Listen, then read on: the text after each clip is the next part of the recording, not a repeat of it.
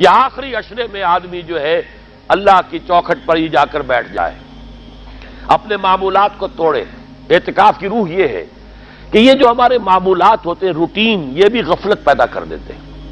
ایک عادت بن گئی، صبح اٹھتے یہ کرنا، پھر یہ کرنا، پھر دفتر جانا، پھر آنا، پھر یہ، اس کے اندر پھر وہ آدمی کوئی جاگتا ہی نہیں، ہوش میں آتا ہی نہیں۔ وہ گویا کہ ایک مدہوش سا ہے اور ایک وہ اپنا سائیکل چل رہا ہے خود بخود۔ اس سائیکل کو توڑو، جیسے 5 دفعہ وہ سائیکل توڑتے ہو نماز کے لیے۔ آؤ یہاں آؤ، آؤ سجدے میں گرے، لوح جبیں تازہ کریں، یاد کرو اللہ کو دوبارہ، اپنا عہد استوار کرو دوبارہ، ایاک نعبد و ایاک نستعین۔ اسی طرح سال میں ذرا یہ 9-10 دن بھی ایک دفعہ توڑو اپنے روٹین کو، جاؤ وہاں ڈیرا لگا لو مسجد کے اندر اللہ کے در پر، سوائے جو ناگزیر ہوائج انسانیاں ہیں، پیشاب وغیرہ کے لیے جانا ہے باہر جاؤ، وضو کرو، پھر آ کے بیٹھ جاؤ۔ محض فرحت حاصل کرنے کے لیے نہانے کی اجازت بھی نہیں ہے۔ غسل واجب ہو گیا ہو تو نہاؤ، ورنہ پھر یہ کہ ہیلے بتاتے ہیں ہمارے علماء کہ وضو کی نیت سے جاؤ غسل کر کے آ جاؤ، اس لیے کہ معلوم ہے کہ آج آدمی کی جو عادت بن گئی ہوئی ہے روزانہ نہ نہائیں تو طبیعت پہ کسل رہتا ہے، لیکن اسی کو تو توڑنا ہے، اسی روٹین کو تو توڑنا ہے۔ اصل میں اجازت نہیں ہے، اصلاً اجازت نہیں ہے۔ آپ جو ہے جو بھی ناگزیر، ہاں اگر آپ کو فرض کیجئے کوئی ایسی شکل ہو گئی ہے، رات کو آخر سوئے تو ہے، سونے میں بدخوابی ہو گئی ہے، نہانا ہے تو جاؤ نہاؤ، ٹھیک ہے، غسل واجب ہے نہاؤ، اور یہ کہ پیشاب کی بہانے کی حاجت ہے جاؤ پوری کرو، وضو کرو، واپس آ کے بیٹھو، چاہے یہاں سو، یہاں ذکر کرو، یاد کرو، جو کرو کرو یہاں پہ، لیکن اور اس میں بھی خاموشی ہے۔ وہاں پہ ہمارے ہاں آج کل اس کے اندر بھی بڑے لمبے لمبے چوڑے پروگرام شروع کر دیتے ہیں، لوگ بیٹھے ہیں گپ بازی کر رہے ہیں۔ میں نے خود میدان عرفات میں لوگوں کو تاش کھیلتے دیکھا ہے، تاش عرفات میں۔ میں نے سنا یہاں پر اعتکاف میں تاش کھیلے جاتے۔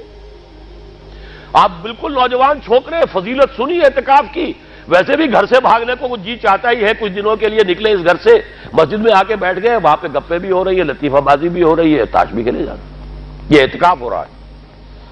یہ اتنی ہلکی شے نہیں ہے اعتکاف، یہ تو اس عبادت کا، رمضان میں جو روح بیدار ہوتی ہے یہ اس کا کلائمیکس ہے، بہت بڑی عبادت ہے، لیکن اس میں لو اللہ کے ساتھ لگی رہے، لوگوں سے نہیں، تنہائی، غور و فکر، یا قرآن پڑھو، ذکر کرو، نوافل پڑھو، یا سوچو بچ، جیسے حدیث میں آتا ہے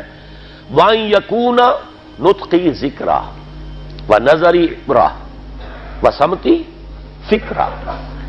میرا دیکھنا ہو تو عبرت کا دیکھنا ہو کہ ہر شے سے میں سبق حاصل کروں، اور میں بات کروں تو اللہ کے ذکر پر مبنی ہو میری بات، اور میں خاموش رہوں، وَسَمْتِي فِكْرًا، غور و فکر، تفکر و اعتبار،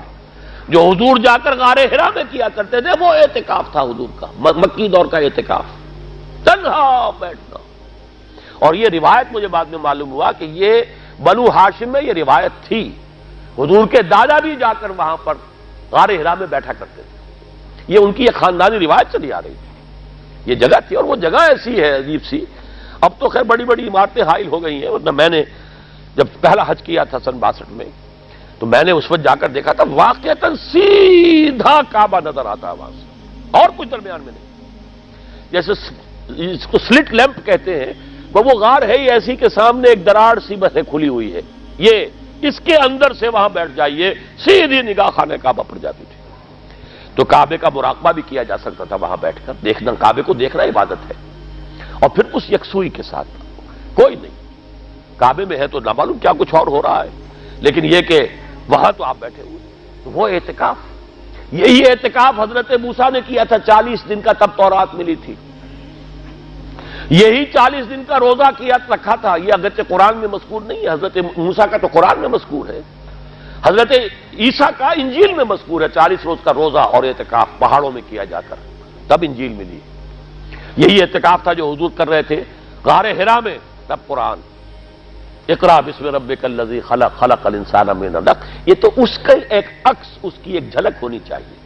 میں نے روح اعتکاف پر بھی ایک زمانے میں ایک تقریر کی تھی، میں نے دیکھا چھپی ہوئی تھی، اب پتہ نہیں کہیں اویلیبل ہے یا نہیں، ایک علیحدہ کتابچے کی شکل میں بھی تھی، ویسے عظمت سیام و قیام رمضان مبارک پر بھی میرا کتابچہ ہے، عظمت صوم، جس میں کہ پھر میں نے یہ انسان کے 2 وجود اس کے بارے میں بھی خاصی وضاحت کے ساتھ گفتگو کی ہے، وہ بھی میرا کتاب چاہے شاید باہر اس پہ ہوں گے۔ تو فرمایا جب تم اعتکاف میں ہو تو ان کے ساتھ مباشرت نہیں کر سکتے۔ تلک حدود اللہ ہے، یہ اللہ کی حدود ہیں، فلا تقربوها، ان کے قریب مت جانا۔ قرآن مجید میں حدود اللہ کے لیے یا تو آتا ہے فلا تعتدوها، یہ اعتدا کہتے ہیں کسی حد کو کراس کر جانا، تجاوز کرنا، اور جہاں زیادہ احتیاط کی بات ہے وہاں فلا تقربوها، آخری حد کے قریب تک نہ چلے جانا، مبادا کہیں غلطی سے قدم جو ہے ادھر پڑ جائے۔ جیسے حضور نے حدیث کے اندر بیان فرمایا الا لکل ملک حمن، ہر بادشاہ کی ایک محفوظ چراگاہ ہوا کرتی تھی، اسی کے جانور اس میں چریں گے، کوئی رعیت میں سے کسی کی بھیڑ بکری، کسی کا کوئی جو ہے گھوڑا وہاں نہیں آ سکتا۔ اب اگر کسی کا گھوڑا یا کسی کی بھیڑ بکری چلی گئی، وہ مجرم ہو گیا، پکڑا جائے گا، گردن ماری جائے گی۔ تو حضور نے فرمایا کہ اللہ کی بھی ایک محفوظ چراگاہ ہے، اللہ کی حما کیا ہے؟ محارمہ، جو چیزیں اس نے تم پر حرام کر دی، ان کے قریب نہ جانا۔ تو دیکھو اگر کوئی چرواہا اپنی بھیڑوں بکریوں کو بالکل آخری حد تک لے جائے گا، اس بادشاہ کی جو وہ حد ہے، تو اندیشہ ہے کہ بھیڑیں بکریاں کہیں ایک چھلانگ لگائے اور بادشاہ کی چراگاہ میں داخل ہو جائے، لہذا ذرا فاصلے پر رہا کرو۔ یہ ہے آخری حد تک نہ جاؤ بلکہ کچھ فاصلے پر رہو۔ فلا تقربوها، یہ اللہ کی حدود ہے تو ان کے قریب مت پھٹکو۔ کذالک یبین اللہ لکم آیاتہ للناس لعلہم یتقون، اسی طرح اللہ تعالی اپنی آیات لوگوں کے لیے واضح کر رہا ہے تاکہ وہ بچیں، تقویٰ کی روش اختیار کریں، حدود الہی کا احترام کریں، اس میں کہیں تجاوز تو دور رہا، اس کے قریب بھی نہ آئے۔